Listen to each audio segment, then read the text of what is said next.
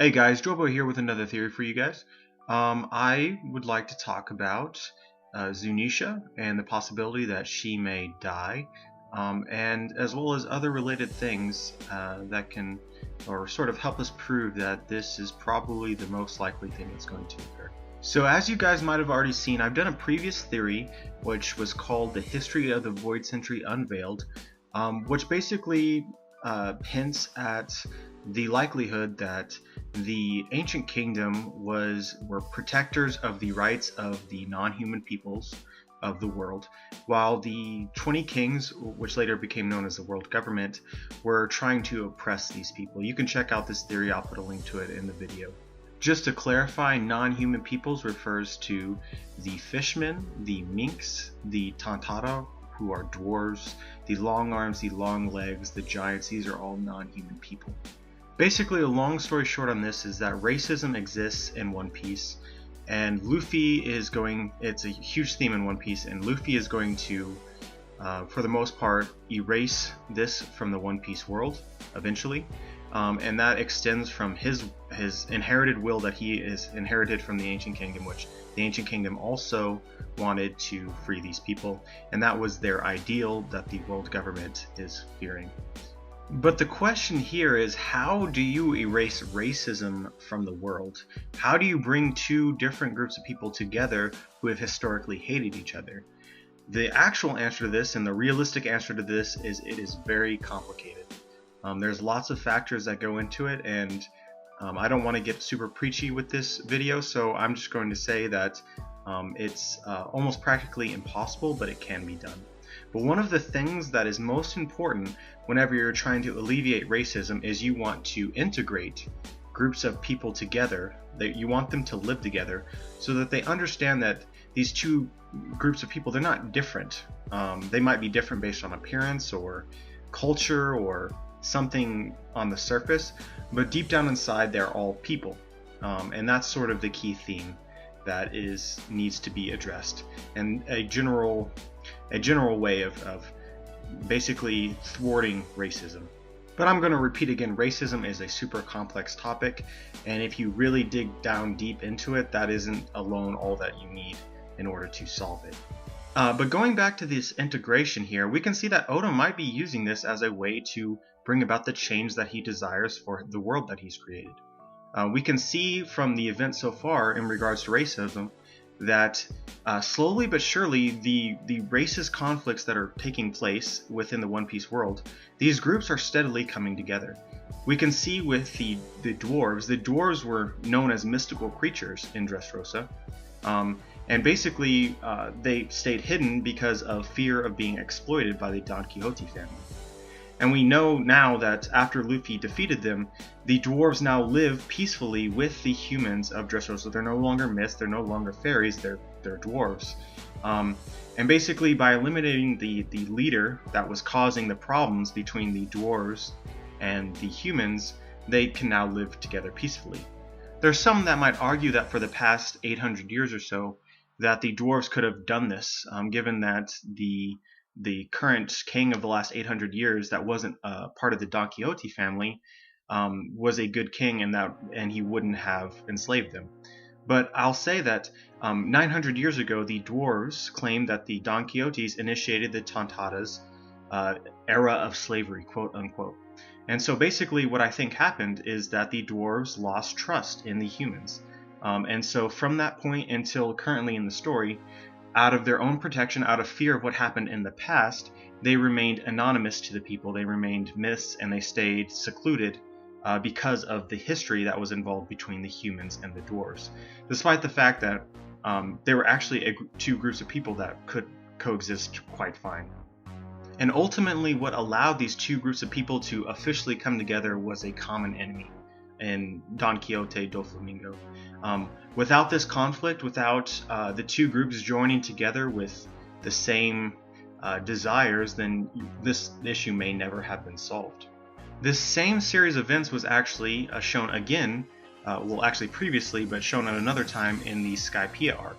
We see that the Skypieans and the Shandorians have been at war for 400 years because the Shandorians arrived to these Sky Islands, and the king, or the god of Skypiea, took over their island and took it for his own, and basically shoved the Shandorians out, and because of this it caused 400 years of conflict. The hatred between the Shandorians and the Skypieans was so strong that even Gonfall, the previous god before Enel, could not restore peace between the two people. And here we see again the solution to the problem of racism in One Piece according to Oda. There's a mutual enemy for the Shandorians and the Skypieans, in this case Enel, and they band together to defeat this evil.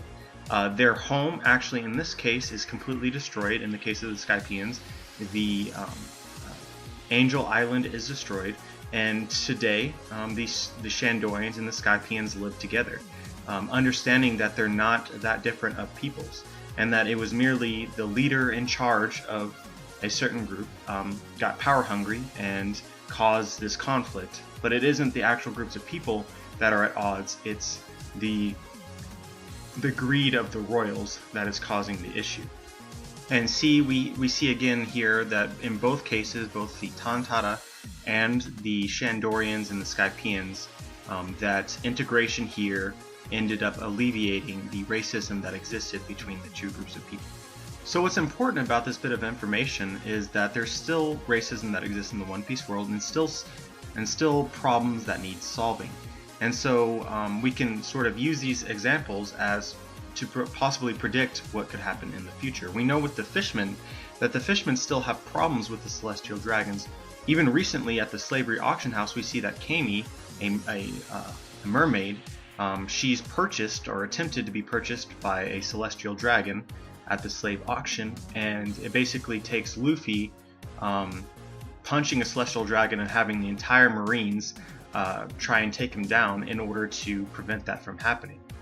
So it's pretty obvious that for the fishmen and the humans to get along, I think their mutual enemy that would help these people band together would be the celestial dragons. The celestial dragons must be defeated. But the other aspect of this is the integration. Somehow the fishmen and the humans need to integrate. And that's, the humans clearly aren't going to live under the sea. And we even have a prophecy from Madame Charlie that says that the Fishman Island will be destroyed. And I think that shouldn't be surprising, given what we've seen in the past. The fishmen will be living on land. We can also see this in the dreams of many of the prominent fishmen that are presented in the story, like Fisher Tiger, Arlong, and even Queen Otohime. All of them desired to live with the humans above the land. And we can see with many of the fishmen that aren't as important that they see the Sabaody archipelago and the park that is on that island, that they dream of going there and being able to ride those rides, but they can't, because if they did that, then they would most likely be thrown into slavery because of their value. So the long story short here is that by the end of the series we will see the celestial dragons defeated and the humans and the fishmen living together on above the sea. I think that is a pretty obvious thing that's going to happen. So that leads me to the point of this video, which is that the same thing should happen to all of the non-human groups that are facing some sort of oppression. We know that the minks that live on Zou have been isolated from the world for 1,000 years. Isolated much the same as the minks and the fishmen, and that at some point in time they would have to integrate with the humans in order to throw the stigma that currently exists that the minks and the humans can't get along. That the minks and humans face the same kind of racism as every other group, and that in order, as Oda has shown all sorts of times, that in order to solve this they must integrate. And so this last chapter we saw that one of the minks was commenting on Zunisha on Zou and saying basically how one day she will die. She's an elephant, she's a living being, her lifespan is not infinite, and one day she will die, and that would force, and basically he was like, we should appreciate what we have. What's interesting about this is that it's true, she will one day die, and I think that time is going to be sooner rather than later. We already know she's 1,000 years old, Jack even commented on the fact how old she was and how weak she was getting, how brittle her skin is. And going back to this racism theme here, I think that it's necessary for her to die, for the minks to live with the humans, so that the humans and the minks can grow to understand that there really is no issue between the two groups of people at all.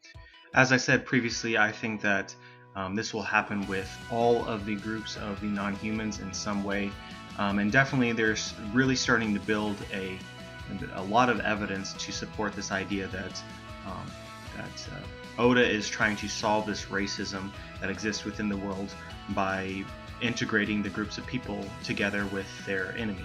So anyway, I think I'm going to stop here. I don't want to get too preachy with this. I don't want to get too specific because this topic really is quite complex if you dig too deep into it. But tell me what you think.